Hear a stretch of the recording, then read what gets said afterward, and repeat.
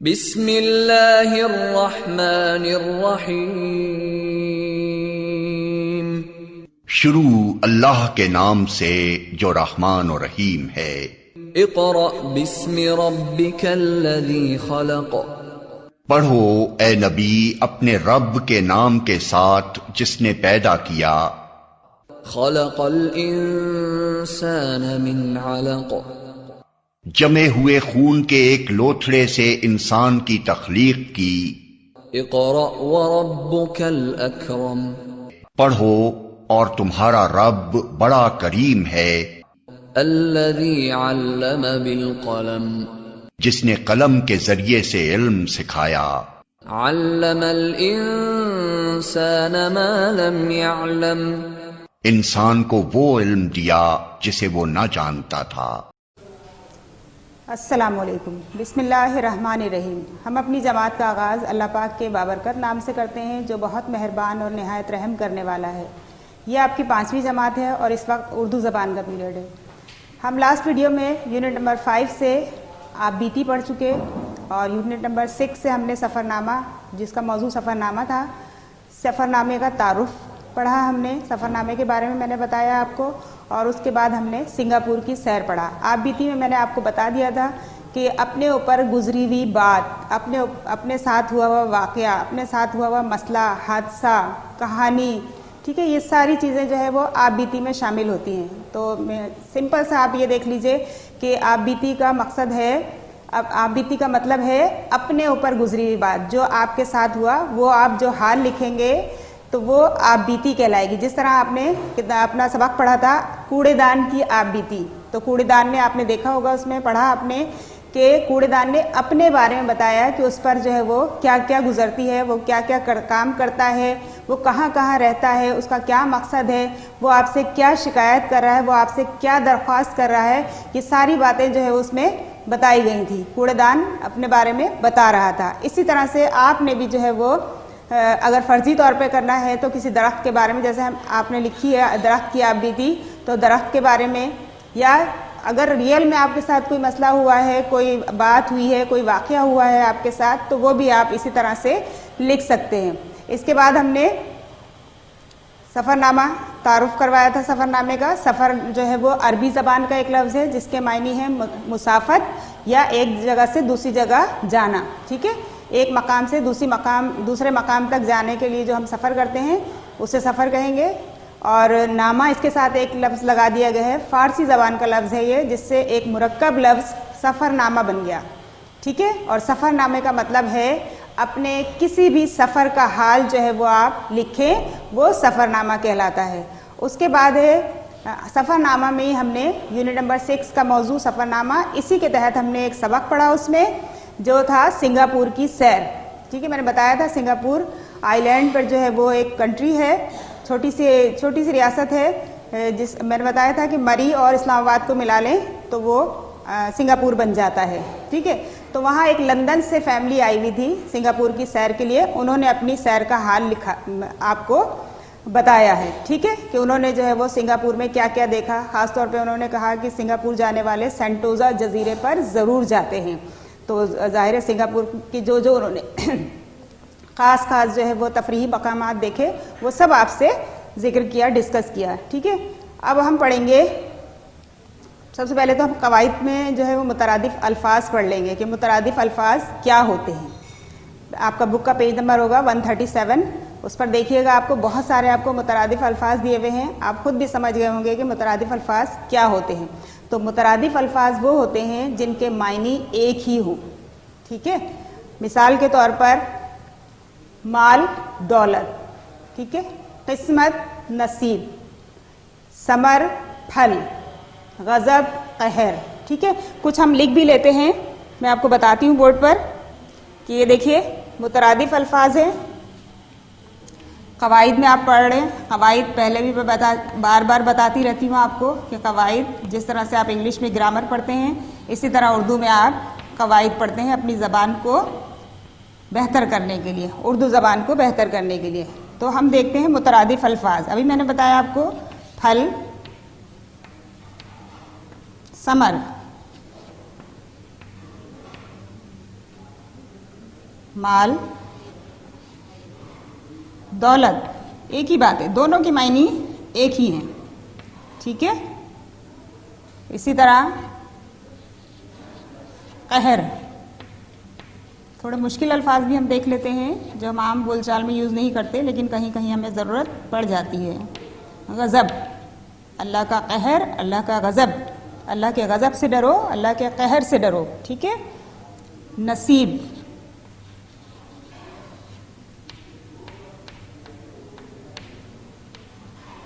किस्मत,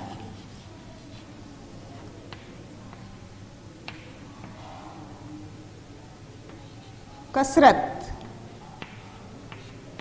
ज़्यादा ज़्यादा चीज़ों का होना, कसरत, बहुतात,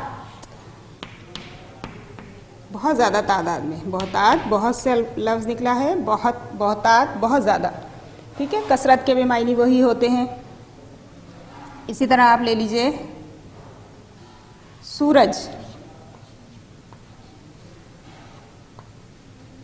शम्स। ठीक है। हम शम्स व कमर भी कहते हैं और चांद सूरज भी कहते हैं हम। ठीक है। ये अल्फाज आपकी समझ में आ गए। मुतरादिफ अल्फाज, दोनों के मायनी एक, दो ऐसे अल्फाज जिनके मायनी एक ही हों, मुतरादिफ अल्फाज कहलाते हैं। ये एक्सरसाइज आप देख लीजिएगा, सॉल्यूशन में भी आपको मिल जाएगी और आपके बुक के पेज नंबर 137 पर दी हुई है। उसमें आपको एक और एक्सरसाइज दी हुई है कि कुछ अल्फाज जो है वो आपको ऊपर दिए हुए हैं। फर्ज करें एक लफ्ज़ दिया हुआ है हरारत। ठीक है। अब इसमें आपके 3 ऑप्शन दिए हुए हैं, गर्मी, सर्दी, रोशनी। फर्ज कर लें, अब आपको इसमें से सिलेक्ट करना है। ठीक है। इसमें से आपको सर्किल बनाना है या अंडरलाइन करना है, जो भी अगर आपसे कहा जाएगा, जो भी आपका क्वेश्चन होगा उस तरह से आप करेंगे। अब आप देखिए हरारत के हम मायने अल्फाज कौन, हरारत का जो है हम मायने लफ्ज़ आपको कौन सा नज़र आ रहा है इसमें? हरारत समझ गए अब क्या है? गर्मी, सर्दी है या रोशनी है? तो गर्मी। एक लफ्ज़ और देख लेते हैं हम ताकि आपको अच्छी तरह अंदाज़ा हो जाए कि आपने उस एक्सरसाइज में क्या करना है। ठीक है।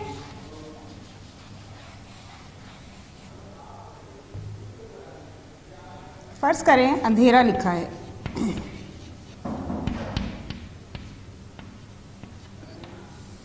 और आपको 3 ऑप्शन भी दिए हैं।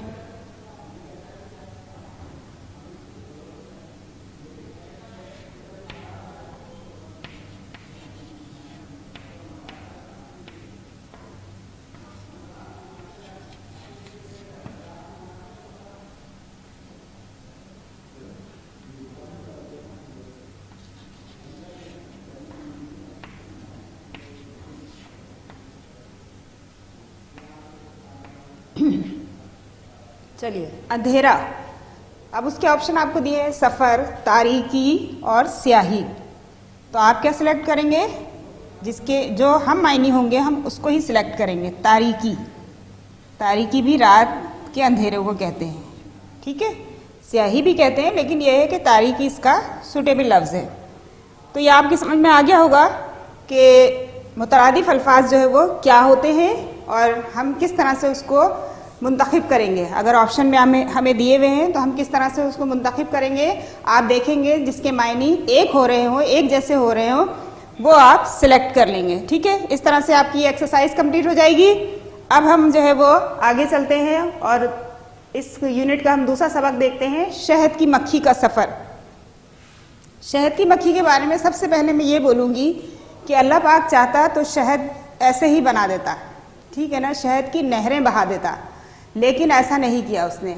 एक मामूली सी मक्खी देखा आपने शहद की मक्खी, छोटी सी मक्खी होती है, उस मक्खी के ज़रिए हम सबको नज़्म व ज़ब्त का बहुत बड़ा सबक दिया गया है।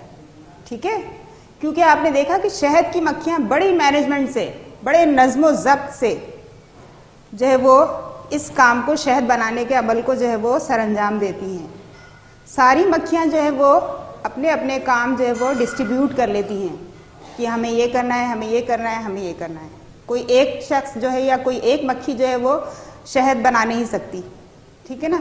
क्योंकि देखिए सिर्फ आपकी बुक में लिखा है, अभी आप पढ़ेंगे, एक तफहीमी सबक है और मालूमाती सबक है, बल्कि शहद की मक्खी के बारे में आपको बताया गया है कि वो किस तरह मैनेजमेंट से जो है वो अपना काम जो है वो अंजाम देती है। तो आप देखिए मक्खियाँ सारा जो है वो काम तकसीम कर लेती हैं। एक मक्खी का बस की बात नहीं है कि वो शहद बना सके। आपको यहाँ बताया गया है कि अगर आधा किलो शहद बनाना है तो उसके लिए मक्खियाँ जो है वो क्या करती हैं। अब देखिए आप मक्खियाँ जितना भी फूलों का रस जमा करती हैं वो सबका सब शहद नहीं बनता। सबसे पहले तो आप ये देख लीजिए, वो सबका सब शहद नहीं बनता, बल्कि उसका 1/3 1/3 हिस्सा जो है वो शहद बनता है। अब आधा किलो के लिए जो है वो उन्हें 20,000 फूलों का रस जो है वो चाहिए होता है।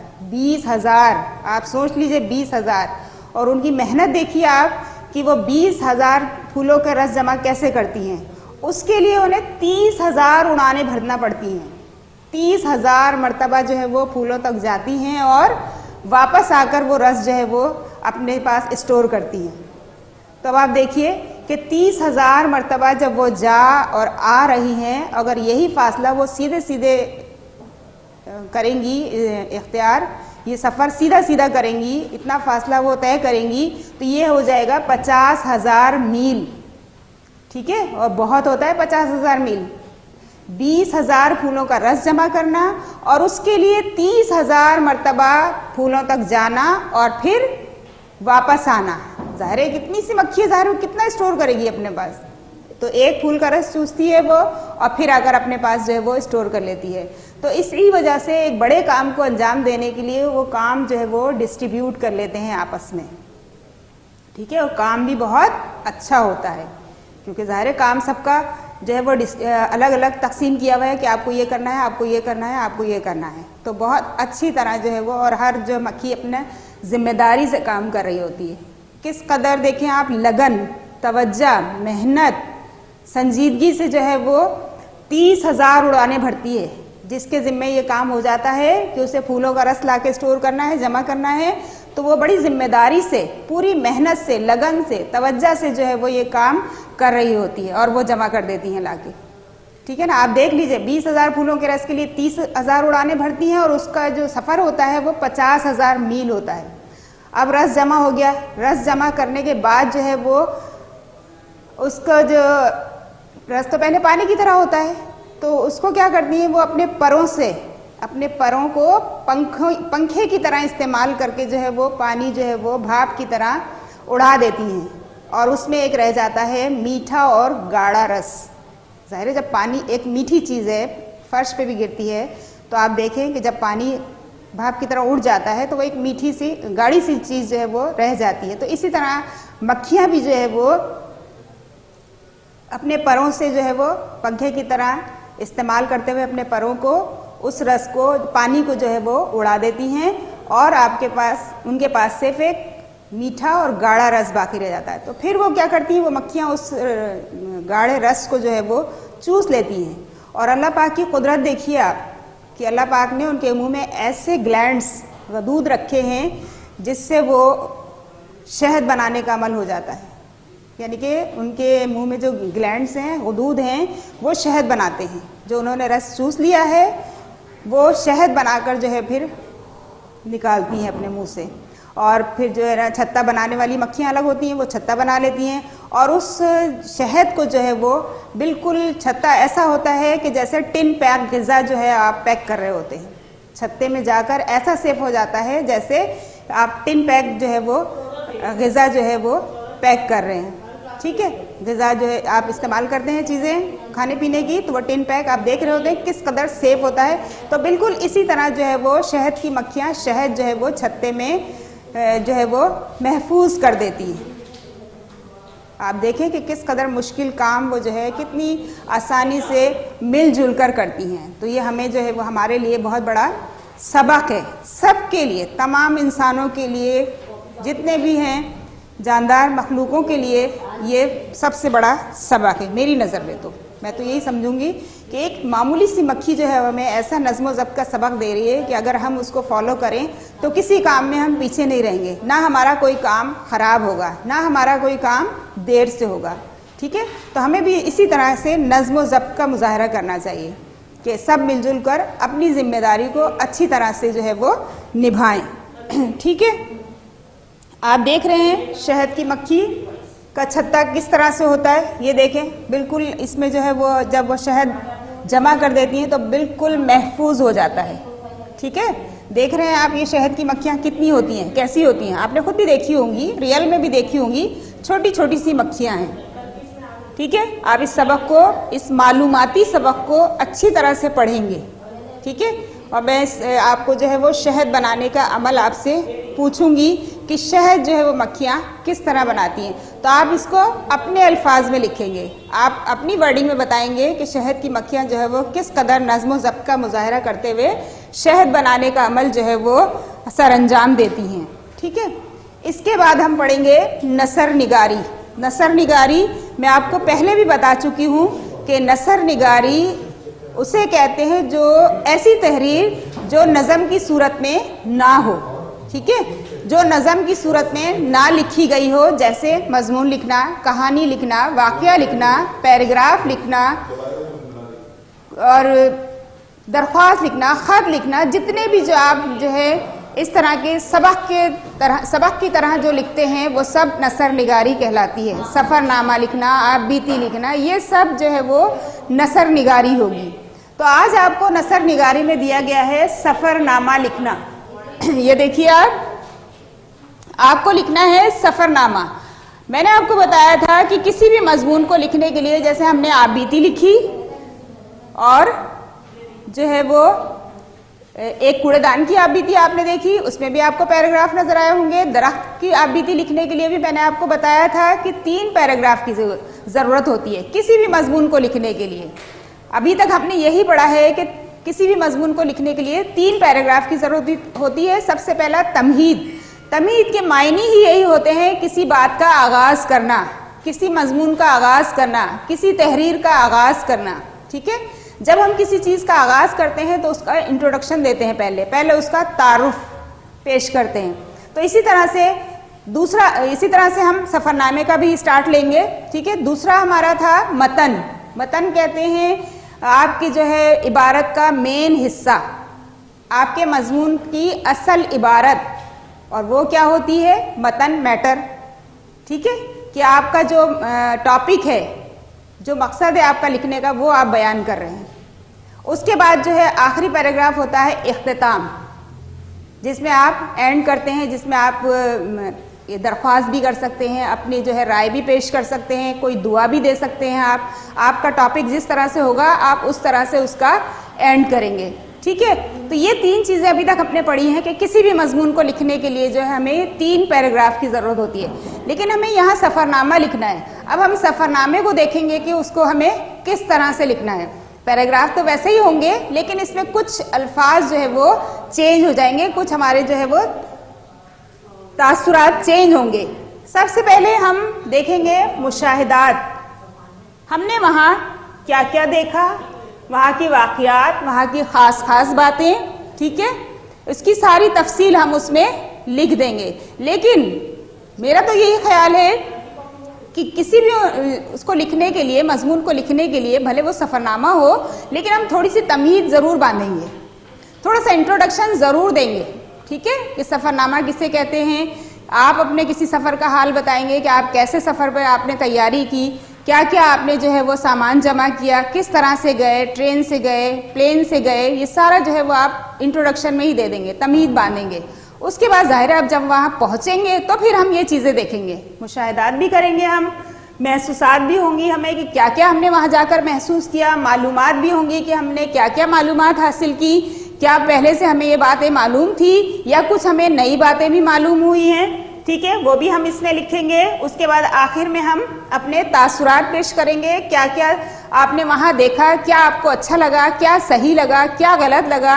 आप अपनी जो है वो राय भी पेश कर सकते हैं कि क्या होना चाहिए, किस तरह होना चाहिए, कैसा होना चाहिए, जो भी आपने वहाँ पर देखा उसके लिए जो है आप अपने तासुरात पेश कर सकते हैं। तो आप देखिए सिंपल सा, सबसे पहले आपने मैंने बता दिया, आप तमहीद बांधेंगे, इंट्रोडक्शन देंगे, अपने बारे में बताएंगे, आप कहाँ के सफ़र की तैयारी कर रहे हैं, कैसे तैयारी की, कौन कौन शामिल है, कैसे गए। उसके बाद आप लिखेंगे मुशाहिदात, आपने वहाँ पहुँचने के बाद क्या क्या देखा, ठीक है, वहाँ के वाक़यात, वहाँ की ख़ास ख़ास बातें, वहाँ के लोगों का रहन सहन, वहाँ के लोगों के लिबास, रिवायात, ये सब कुछ आप इसमें लिख सकते हैं।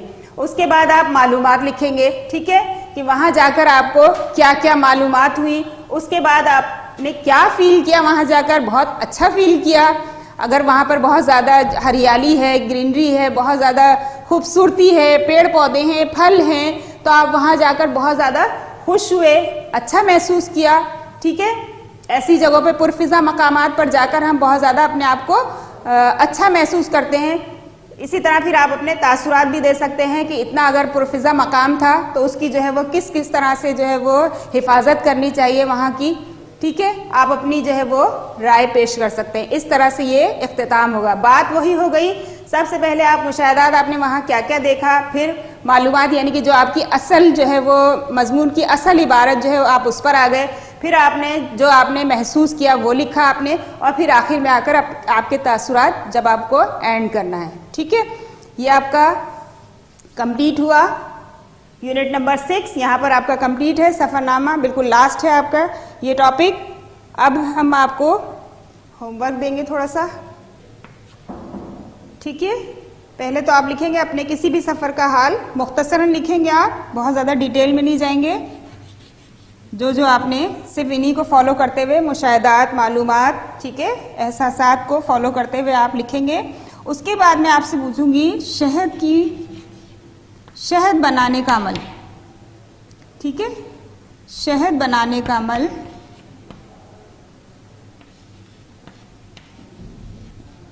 बल्कि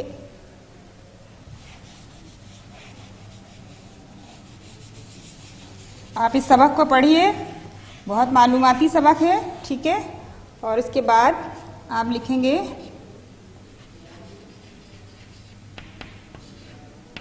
मक्खियों के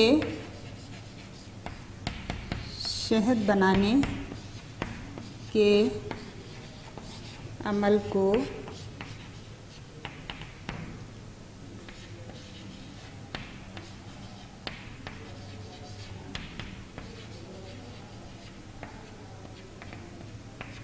ठीक है, मक्खियों के शहद बनाने के अमल को अपने अल्फाज में लिखिए।